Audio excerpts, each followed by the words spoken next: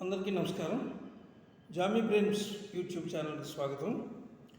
అలనాటి ఆణిముత్యాల కార్యక్రమంలో ఈరోజు మనకు దొరికినటువంటి ఆణిముత్యం ఏమిటంటే చిరంజీవి రాధ కలిసి నటించినటువంటి చిత్రం కొండవీటి దొంగ. అందులో ఒక పాట గురించి మీకు నేను సంగీత సాహిత్య విశ్లేషణ చేస్తాను. ఆ పాట పేరు శుభలేఖ రాసుకున్న అనే పాట. శుభలేఖ రాసుకున్న అనే పాట. ఈ పాట గురించి సంగీత విశ్లేషణ చేస్తూనే ఉంటాను కదా. అయితే మీకు ఈ పాట నచ్చినట్లయితే, అంటే ఈ వీడియో నచ్చినట్లయితే ఒక సబ్స్క్రైబ్ చేసి మాకు ఒక లైక్ ఇచ్చి, అలాగే మీ ఫ్రెండ్స్కి షేర్ చేయండి. వీడియో మాత్రం పూర్తిగా చూడండి. ఆసక్తికరమైన విషయాలు అన్నీ చివరిలోనే ఉన్నాయి. ఇక ఈ సినిమా విషయానికి వస్తే ఒక గ్రామీణ ప్రాంతంలో జరుగుతుంది. అంటే ఇది దాదాపు కొంచెం రెవల్యూషనరీ సినిమాలాగా ఆ రోజుల్లో అన్నారు. ఒక యువకుడు అంటే పట్టణం వెళ్ళి చదువుకుని వచ్చిన తర్వాత అక్కడ ఉండేటటువంటి వాళ్ళ పల్లెటూరులో ఉండేటటువంటి వాళ్ళ బాధలు చూసి అక్కడ సాహసోపేతమైనటువంటి నిర్ణయం తీసుకుంటాడు. అతను భూస్వాములు పేదవాళ్లను దోచుకుంటూ, అలాగే అన్యాయాలు అక్రమాలు చేస్తూ వాళ్ళని పీడిస్తూ ఉంటారనమాట. అలాంటి సమయంలో ఆ యువకుడు కొండవీటి దొంగగా మారి ధనవంతుల దగ్గర నుంచి సొమ్ము దోచుకుని ఆ తర్వాత అది పేదలకి పంచిపెడుతూ ఉంటాడనమాట. అది పరిస్థితి. ఆ విధంగా జరుగుతుంది. ఇక పాట రాసిన వారు వేటూరి సుందరరామూర్తి గారు అనమాట. వేటూరి సుందరరామూర్తి గారి పాటల గురించి మనం చెప్పుకోక్కర్లేదు, ఎందుకంటే ఆయన పాటలు అందరికీ సుపరిచితాలే. ఆయన పాట స్టార్ట్ చేసి, అంటే ఆ రచనలోనే ముందుగానే ఆయన శుభలేఖ రాసుకున్నా అంటూ శుభం పలికారు. ఈ సినిమా కూడా అద్భుతమైనటువంటి విజయాలు సాధించి ఎన్నో కేంద్రాల్లో 100 రోజుల్లో కూడా ఆడింది.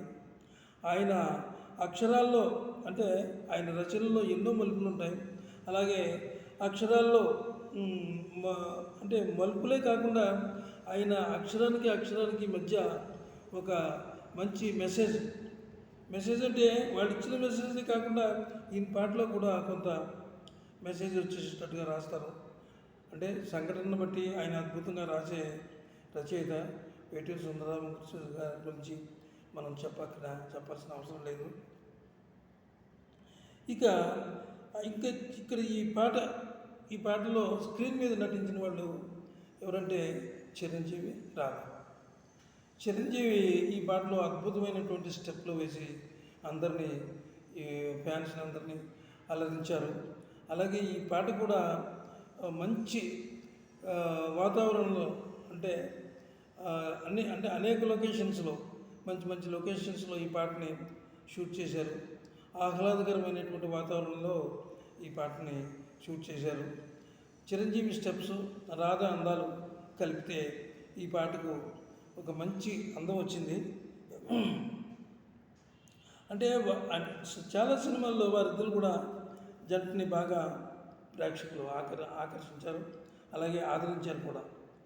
ఆ రోజుల్లో రాధ అంటే చాలా అందాల తారని అని అందరూ యువకులు కూడా ఆమెను ఎంతో, ఆమె స్క్రీన్ మీద ఉంటే చాలు మంచి పరవశంతో ఊగిపోయారనమాట. రాధ అంత మంచి ఆర్టిస్టు. అలాగే చిరంజీవి గారి గురించి చెప్పే పనే లేదు. అది ఆ పాటకు అలాగైంది. ఇక పాటకు చిరంజీవి గారు వాళ్ళ ఇద్దరి వల్ల ఈ పాట మనకి వచ్చిందని చెప్పి అనుకున్నాం కదా. ఆ పాట గురించి ఇంకా ఎక్కువగా చెప్పక్కర్లేదు. పాట పాడిన వారి గురించి మనం మాట్లాడుకోవాలి. పాట పాడిన వారు అంటే రచయిత పాట ఇస్తాడు, సంగీత దర్శకుడు దానికి ట్యూన్ కడతాడు. కానీ రాగం, పాట, ఆ పల్లవిలో వాళ్ళు ఎన్ని రకాలైనటువంటి ఆ రాగాల్లో అద్భుతమైనటువంటి ఒక గాత్ర సౌలభ్యం, ఆ గాత్రంలో ఉండేటటువంటి వంపులు సొంపులు ఎంత బాగా పాడతారనేది మనకి చాలా పాటలు రుజువు చేశాయి. ఈ బాలసుబ్రహ్మణ్యం గారు అలాగే ఆ, ఈ ఈ గానం చేసినటువంటి ఆమె గురించి ఎక్కువగా చెప్పుకోవాలి మనం. చిత్ర గారి పాటలు ఎన్నో సూపర్ హిట్ పాటలు ఉన్నాయి. సూపర్ హిట్ పాటలే కాకుండా ఆమె ఇద్దరు కలిసి పాడిన పాటలు అంటే బాలసుబ్రహ్మణ్యం గారు చిత్ర కలిసిన పాటలు కలిసి పాడిన పాటలు చాలా ఉన్నాయన్నమాట. ఆ పాటతో చాలా బాగా అలరించారు. చాలా అద్భుతమైనటువంటి ఇది ఆ రోజుల్లో సూపర్ హిట్ అయిందన్నమాట ఈ పాట. ఇక సంగీతం విషయానికి వస్తే ఇళయరాజాని విషయజ్ఞాని అని కూడా అంటారనమాట. ఎందుకంటే ఆయన ఒక సాంగ్కి బాణీలు కట్టాలంటే కొంచెం సమయం తీసుకుంటారు. ఆయన సమయం తీసుకుని ఆ సమయాన్ని బట్టి అసలు అక్కడ ఉండేటటువంటి సన్నివేశం ఏంటి, వచ్చేటటువంటి దాన్ని బట్టి ఆ సంగీతంలో అద్భుతమైనటువంటి రాగాలు పలికించి చాలా అద్భుతమైనటువంటి గీతాలు ఆయన కంపోజ్ చేస్తూ ఉంటారు. అలాగే ఆయన సంగీత జరులో తడిసి ముద్ద కాని ప్రేక్షకుడు లేడని చెప్తూ ఉంటారు. ఆయన ఒక సంగీత జరి కురిపిస్తూనే ఉంటాడు. అంత అద్భుతమైనటువంటి సంగీత దర్శకుడు ఇళయరాజా గారు. అది అందరికీ తెలిసిన విషయమే. అయితే ఇక్కడ ఇంకొక విషయం, రాగాల్ని ఎన్నుకోవడంలో కూడా ఇళయరాజా గారు చాలా టైం తీసుకుంటారట. అంటే ఏ పాటకు ఏ రాగాన్ని మనం పలికించాలి, ఏ విధంగా దాన్ని ఆ పాటను హిట్ చేయాలని చెప్పి ఆయన ఆలోచిస్తారట. ఈ పాటకు ఆయన తీసుకున్నటువంటి రాగం ఉదయ